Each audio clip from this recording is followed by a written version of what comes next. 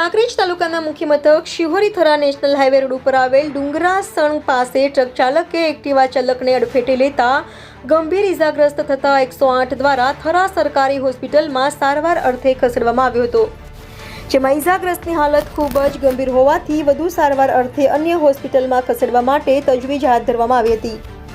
કાંકરેજ તાલુકાના Thara Shihori highway road ઉપર આવેલા ડુંગરાસણ પાસેની ઘટના એક્ટિવા ચાલક અને ટ્રક બંને શિહોરીથી થરા તરફ જઈ રહ્યા હતા, જેમાં ટ્રક ચાલકે એક્ટિવા ચાલકને અડફેટે લેતા ગંભીર ઇજાગ્રસ્ત થતા થરા સરકારી હોસ્પિટલમાં 108 મારફતે ખસેડવામાં આવ્યો હતો અને હવે થરા પોલીસ દ્વારા કાર્યવાહી હાથ ધરવામાં આવી હોવાનું જાણવા મળ્યું છે. જોકે ટ્રક ચાલકની પોલીસે ટ્રક કબજે કરીને આગળની કાર્યવાહી હાથ ધરવામાં આવી છે. India 24 news, Kankrej.